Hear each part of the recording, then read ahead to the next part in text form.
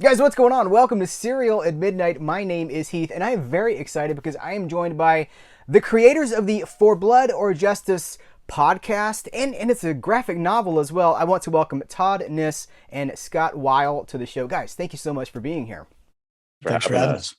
So I don't know exactly where to start with this because it is a graphic novel, but it's also something.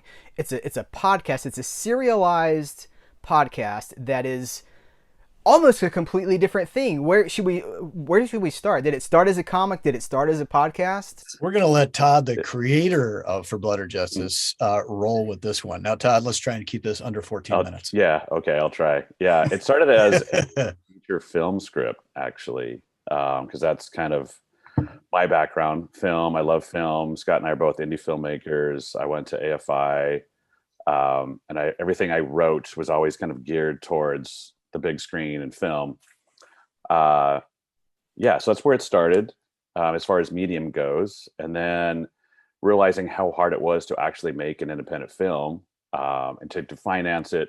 This is going to be in the 70s. It's going to have creatures. It's going to have all this cool stuff.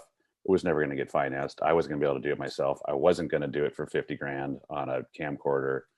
So I decided to try to adapt it into a graphic novel. How many years ago was this, Tom? Oh, this was 8 years ago. So it's before Marvel, the MCU took off, and before comic books and graphic novels were huge as far as being adapted. It became that. And that was a learning curve too, trying to adapt the film visual medium into something you had to show and tell. Were you aware at the time of some of the other creators? I'm thinking of Mark Miller with the Kick-Ass property. There were other creators who were kind of starting in comics and bringing things to the screen. Had you been aware of that? I wasn't aware of their stories originally. I mean, but I had seen Kick-Ass. I'd seen a lot of that stuff. But we were doing it independent. I was myself and Scott and a couple buddies doing it before work, after work, on the weekends. So we weren't with Image. We weren't with Marvel or DC. Yeah. We were just doing it on our own and hoping that it wouldn't be horrible. So there are issues of the graphic novel. I mean, it's been serialized. It's broken down into issues that are available at the forbloodorjustice.com website that people can read along while they're listening to the. I don't want to say read along while they're listening to the podcast. It's another version. It's another iteration of the story. So is it completed? Is the graphic novel aspect of it completed? And because the story is not complete as it's on the site, right? Correct. Right. The graphic novel itself I wrote 21 issues. Okay. And we did the first, so I broke it into 3 books of 7 each. And it's very non-linear. We kind of jump right into certain points of the story, and then we take it so far. The second book goes back kind of before the first one begins and fills in some of the holes. And then the third book picks up where those left off and fills out even more holes. So that was kind of the idea. The first book, the first 7 issues are done, complete, available on the website, drawn, illustrated, colored, everything. And they're available for free, so you can download it. Eventually it'll be in print sometime. We're going to have it in print. We did an initial, just a small print for cast and crew, basically. But I mean, how many did we print? Like 25, 30? Yeah, because it's not cheap. No. Oh my God. 210 pages. Yeah.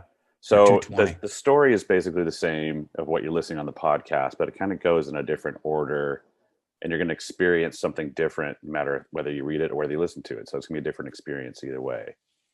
Yeah. So it's been given this very lavish, full of depth audio presentation in a podcast form. Scott, you are a voice actor extraordinaire. People will know you from real. How do you say Do you go real monsters? That's it. And the Angry Beaver, so much more. How did you get involved in this project?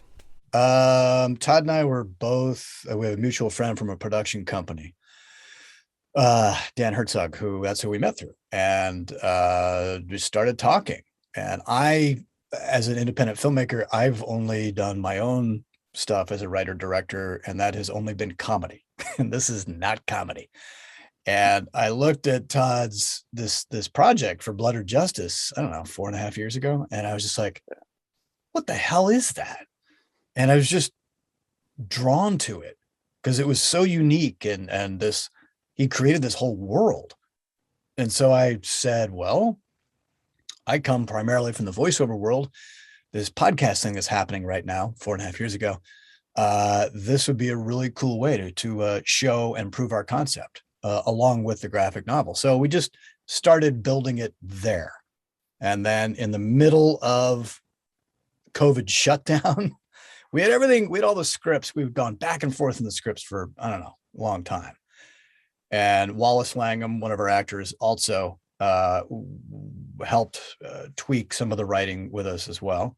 And then shutdown happened, and I went, oh, we've got every actor in the world at home right now. Let's, I called Todd, I go, okay, now we go. And so I just started calling. I just started calling people I knew and networking, and cast 65 speaking roles for this thing between the voiceover world and the film and television world, and recorded it and directed it from here, my home voiceover booth on Zoom, the whole thing, except for a couple of sessions at a buddy's studio. So it was interesting because most people recorded by themselves. I'm an actor, and so I was able to read with them to give them something to act off of, so they weren't just kind of throwing lines out in the middle of nowhere. Anyway, that's pretty much how it happened. We should tell people what this is too. It's described as a horror noir, but that's just, I mean, it doesn't really describe it. What's your elevator pitch for this when you're telling people about it? Oh no, don't put me on the spot. It's a story of a renegade Texas Ranger who is chasing two psychotic killers for reasons we find out later on why. He chases them across Texas into Mexico and eventually into Mexico. He kind of gathers this misfit band of people as he goes, and once he gets to Mexico, these killers hole up in an abandoned factory, or an apparently abandoned factory in the middle of the desert. Mexican desert. And once they get in there, they realize that it's actually a secret lab that the US government has been sponsoring or financing since the end of World War II. And there might be some interesting experiments going on inside. So they're all trapped in this house of horrors. So it starts off as kind of a chase thriller and ends up as a horror film, and all kinds of spy elements and all kinds of things. All elements of the story converge eventually in this factory. Yeah. So it's a horror, it's a thriller, it's espionage, kind of all the things that I loved growing up. I wanted to do a mashup, so that was the goal. It's brutal, it's really brutal. There's people, when you listen to it, I remember when my agent listened to it, she was like, what is it? Is it, I know it's drama, but what, God, it was just so intense. I said, well, we're calling it horror noir. She goes, all right. You were talking about you put the cast, Scott, you reached out to people on over Zoom, and everybody did this at home. Tell people who some of the voice actors that they can hear in this production are. Oh man. Well, let's start with, and the cool thing about the voiceover world that I wanted to show the rest of the world was how wildly talented these folks are. And everyone played at least 2 leads each. So the great Tara Strong is in this. She plays Angel and Christina. You've got Eric Bauza. Eric Bauza plays Alex and James. Let's see who else. You've got Maurice LaMarche and Lori Allen and who else? Phil Lamar, Scotty Parkin, Kristen Slazeman, O.G. Banks, Mike McCall, Jane Cook, Mikey Kelly, Jeff LeBeau. Gabriel Romero is fantastic. Fabiola Stevenson. It was really interesting bringing these guys in and having them. I mean, I learned a lot as an actor working with them. Tara and Eric play 2 very different leads each, and we recorded all of their lines in 2.5 hours, I think. Yeah. It was like 2.5 hours. I mean, it was, it was a really intense session, going back and forth with everybody. Voiceover actors are, we live in our booths, or we go to studios. And so, we're trained to go from 0 to 1,000,000 miles an hour in a heartbeat. That's just kind of what we do. And it was really fun to be able to direct these Ferraris as they are, and just kind of give them subtle ideas, and they would just run with it. And Scott played about 6 characters himself. I did. Yeah. I had to. There were 65 roles, man. So I threw in wherever I could. Did you name Danny Trejo? Danny Trejo's here as well. Xander Berkeley. We went with well, Scott, you can talk about it because you did the majority of the casting, but to film and television as well. Danny crossover. Danny Trejo is at the top of our cast, and he was, Danny's reputation is he always shows up over prepared, and ready to roll, and he gets the job done in a short amount of time, which he did, and he was just a joy to work with. Such a cool dude. Really nice dude. Very down to earth. Yeah. Yeah. And he plays Sangre del Diablo, and he starts talking, and you're like, yeah, that's Sangre. Yeah. We were picturing him back when we were doing the graphic novel years ago. Like, man, wouldn't this be cool if we had Danny? But then, we cast film and television, Kellen Lutz, and then Xander. Kellen was amazing. Kellen's awesome. Xander Berkeley, all like these just spectacular character actors. And one of my good friends is Jeffrey Blake, who is in this, who plays one of the heavy sideburns. And then through Jeffrey and Wally Langham, Spencer Garrett came on board, and Xander, and then Steven Weber. Yeah. Just those characters right there were, there's about 1,000 credits. Those guys they never stop working. Yeah. And they were all a blast to work with. They all jumped into the trenches with us, and really lent a very, very, very real flavor to this. And that's what we were talking about before we started recording. We really tried to direct this cinematically. Mm-hmm. Even though it's an audio play, we really wanted the visuals to come through. Todd also did all the editing, and he also did the sound mix, which is sound design, which is crazy. And the sound design, there's just like the wind is a character, there's the sound design is a huge part of what this is, and makes it more filmic. Or cinematic, filmic, both. Yeah, that works. Why not? It works. No, that's we were talking about before we hit record, that it is so different from what I think a lot of people might be expecting, but that's what makes it really stand head and shoulders above, because the way you're talking about this, you're talking about the performances, you're talking about what you're able to get out of these actors and how it was intense. I think that's uncommon. Maybe it's just my perspective, but I feel like that's fairly uncommon for the platform of the medium of podcasting. People want, something to listen to on their way to work, and in the car. This is something else. And there's no narration. And I was telling you that it kind of feels almost dreamlike. Scenes kind of drift into one another, or they'll fade out, and then you'll fade back in and you're somewhere else. And it takes a while before you can figure out, where am I? What exactly am I listening to?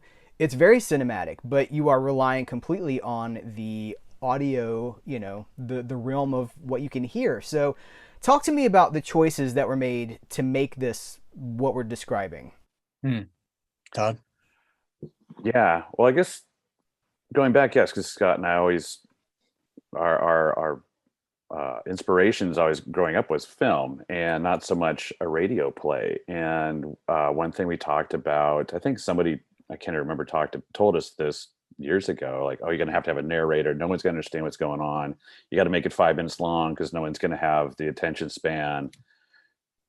And we both thought, no, we're going to try to let the listener feel and hear their way through this, almost see their way through it. So we really tried to, let's picture this as there's a wide shot and then we're moving in, and then there's a dolly. We're moving across. We're moving from Yeah. Alex and Angel's car, and it's going by, and you hear the train in the background, and then we're going towards Cotton's car. And Yeah, I remember telling Kellen when I was directing Kellen, the film and television actors is, okay, man. Okay, so I've got my microphone here. So I'm like, okay, I want you, about right here on the mic. And this is your extreme close up. And we're starting right here. And you just got shot and you're on the side of the road. And, the camera is right here. And then it's going to slowly pull out. And we're going to go up above you. And it really helped. Not patting myself on the back, but I think visually for the actors to particularly the film and television actors who haven't worked with a mic a whole lot, because it's a whole different way of acting. It's interesting. They're used to working a camera with just like a look, and we have to feel that look with the microphone. Yeah. So that was a huge challenge. Yeah, we tried to, like you said, things kind of drift. We try to do it like a fade in and a fade out, and each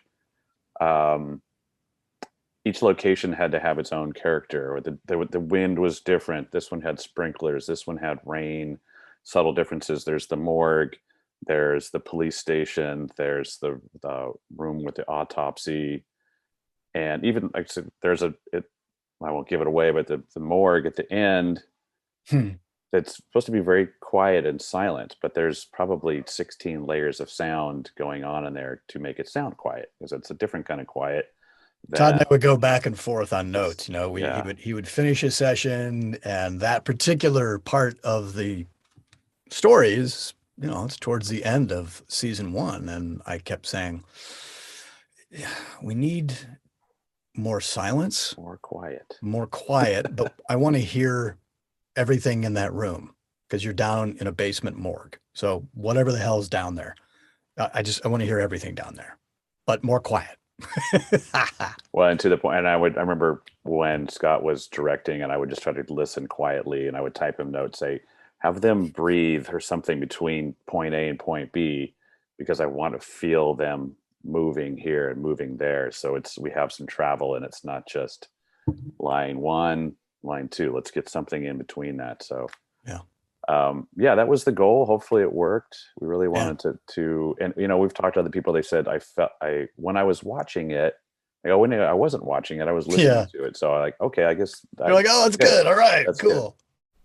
Good. So Todd, with you having a background in TV production, cinematography, I imagine that you didn't have had you studied any audio techniques like this, or was this kind of like trial by fire, like learning as you go? Yeah, it was a little trial by fire. I guess, because going back, being an indie filmmaker, you have to learn to do everything, somebody doesn't show up that day, you got to step in and grip, somebody doesn't, camera, the unit camera doesn't show up, you got to get behind the camera.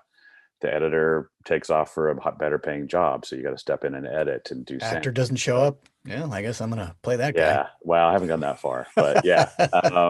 So I just kind of learned, and I think I just knew the story so well and the characters so well. I knew what mood I wanted, and said, this needs to be quiet, this needs to be raucous, and this bus needs to come from over here, and it needs to travel this way, and then we're gonna jump inside the bus. And I guess I just saw my way through it, and I had collected a library of sound effects of thousands of effects, and gradually pieced it together. And I think as I went along, I became more adept at it. And then I would go back to episode 1 and say, okay, I learned this in episode 3. I'm going to try that here. And yeah, so it was a little bit of trial by fire. So no, I've definitely, of all the different things I've done in production and post-production, sound design was not one of them.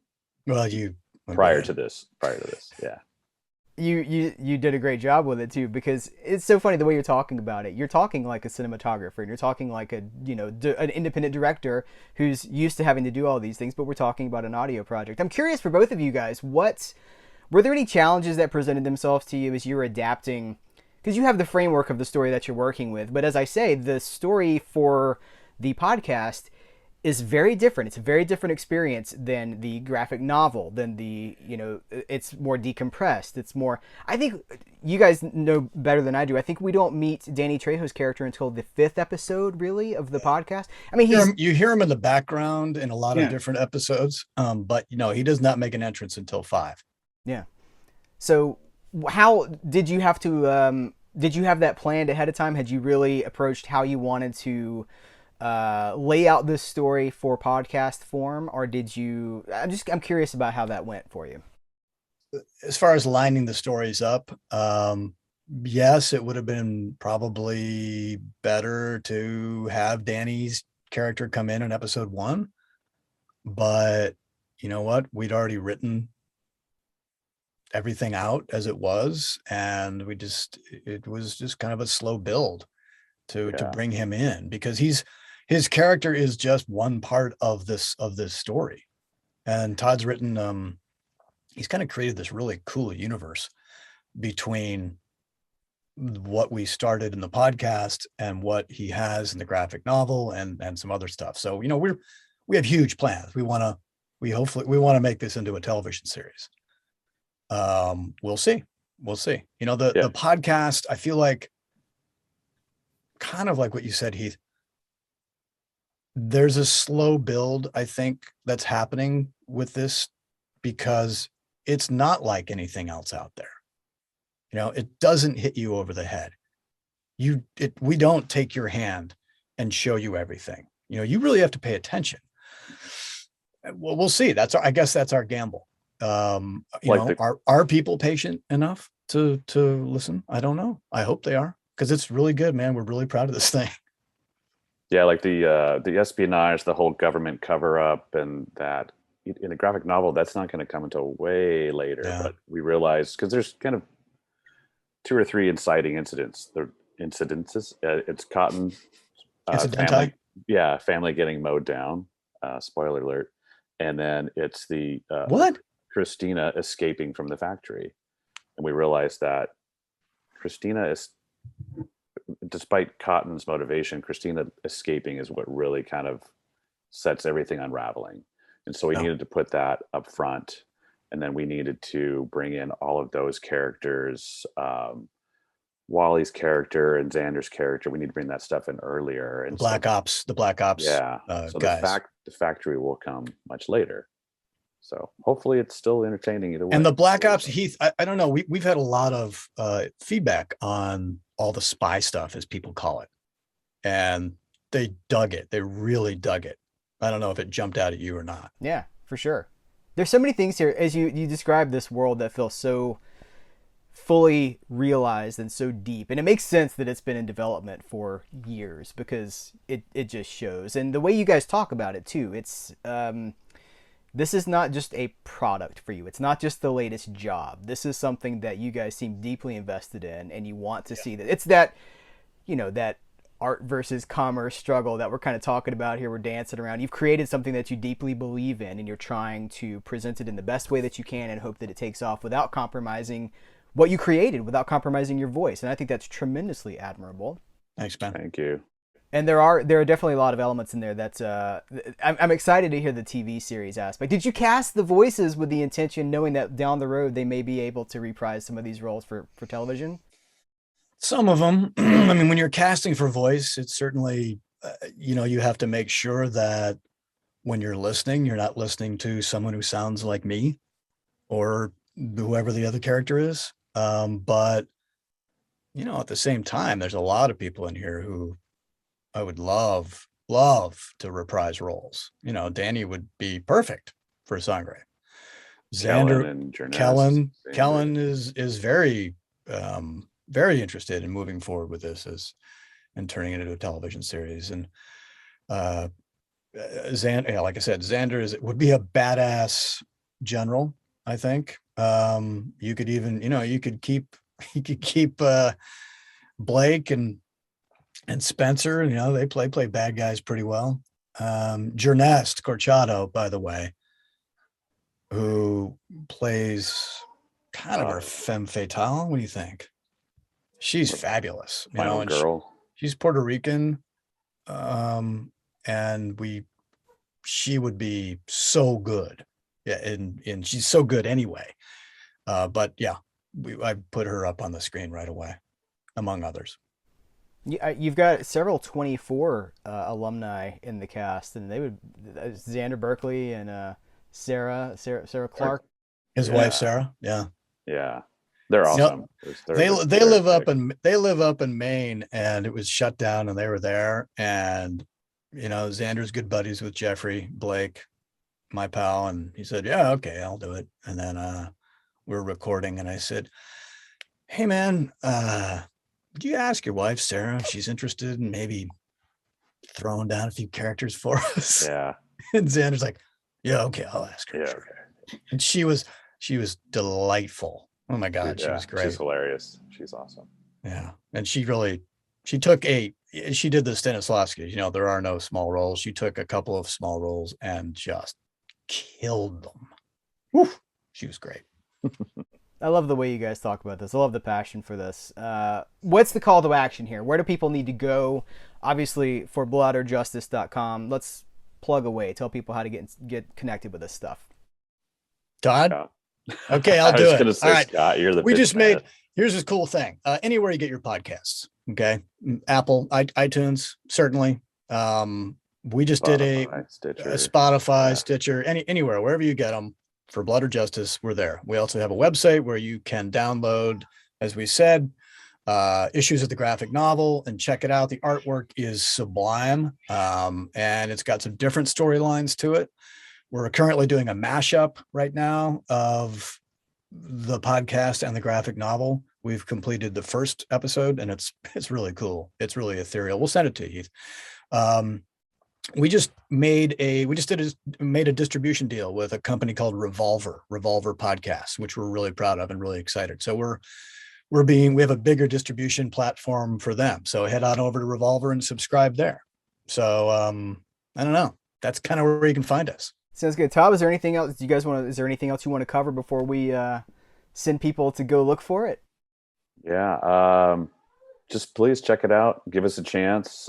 We've got a lot of good reviews. We just need a bigger audience. And like I said, we've been working on this a long time. We really believe in it. Everybody else seems to dig it, and hopefully you guys will too.